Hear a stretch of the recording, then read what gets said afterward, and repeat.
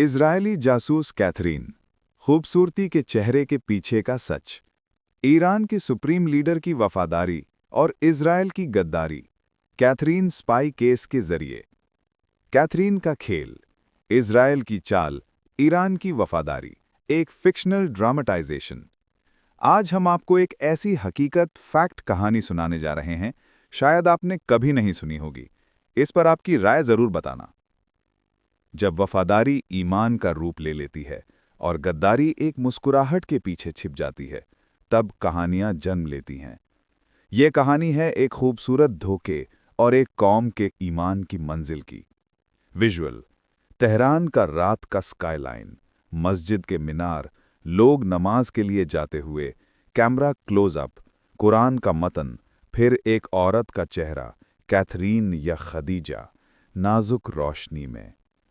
इस कहानी का मरकज वो औरत है, कैथरीन, जो अपने हुस्न और चतुरती के साथ एक मिशन पर थी।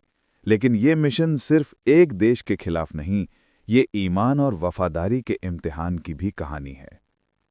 कैथरीन का असली नाम और पहचान तेल अवीव में थी, पर उसने दुनिया को एक नई पहचान दी, खदीजा रहमानी।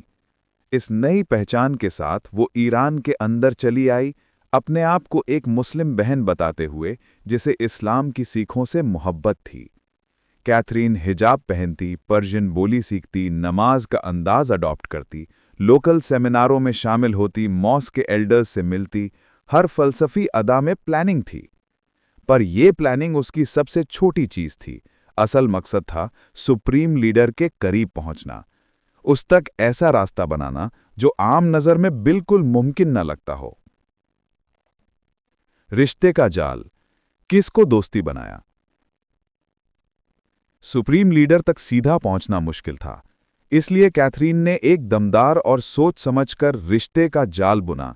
छोटे छोटे लोगों से शुरू करके उन तक पहुंचने का रास्ता बनाया और अपने हुस्न का फायदा उठाया। इस तरीके से अपने जासूसी का जाल बिछाया।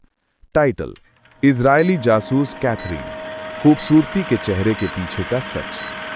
जब दिल में जज्बात हों और आंखों में धोखा, तब दुश्मन का सबसे बड़ा हथियार होता है एक मुस्कुराता चेहरा।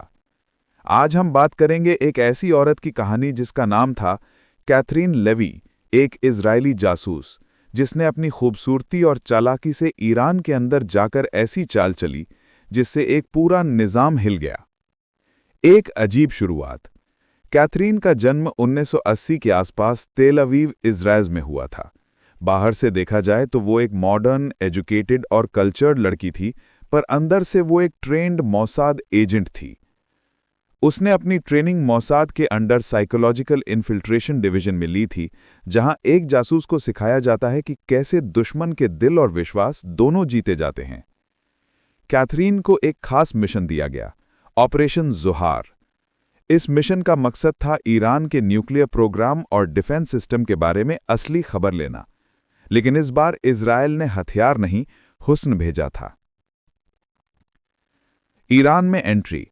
कैथरीन ने अपना पहला कदम दुबई के रास्ते ईरान के अंदर रखा।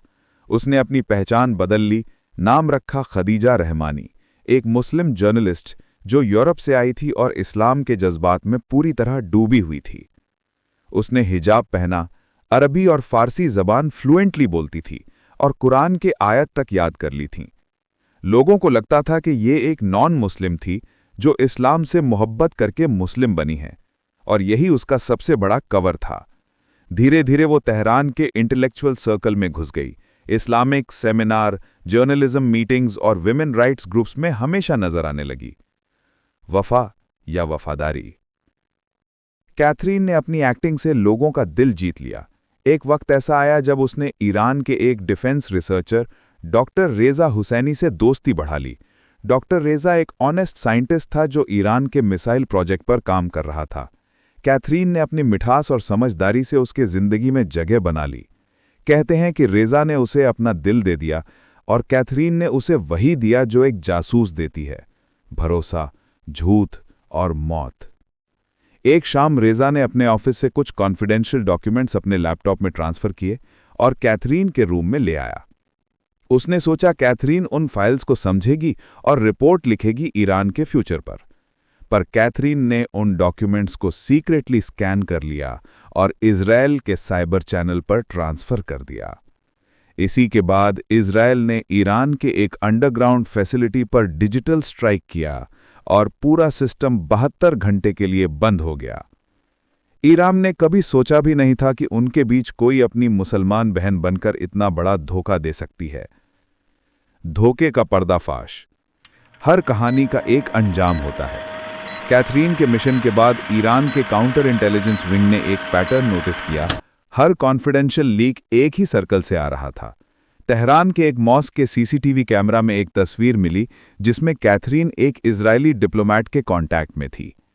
कुछ हफ्तों की इन्वेस्टिगेशन के बाद खदीजा रहमानी का असली नाम सबके सामने आया, Catherine levy, Israeli agent.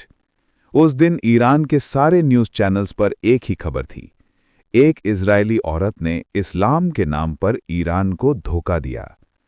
Catherine को पकड़ने के लिए ऑपरेशन लॉन्च हुआ, पर तब तक वो तेहरान से निकल चुकी थी।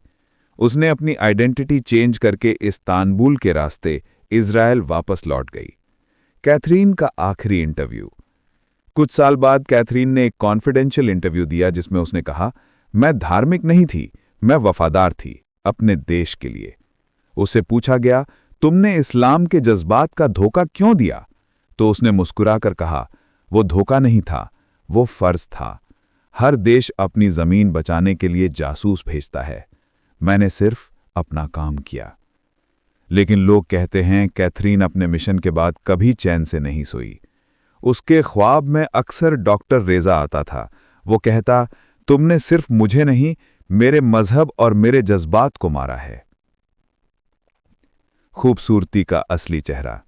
कैथरीन दुनिया के लिए एक जासूस थी, पर ईरान के लिए एक धोखेबाज औरत। उसकी कहानी ये साबित करती है कि कभी-कभी एक मुस्कुराहट भी जंग जीत सकती है। खूबसूरती से दुनिया जीती जा सकती है, लेकिन दिलों का ईमान तोड़ दिया जाए तो उसका बोझ इंसान जिंदगी भर उठाता है।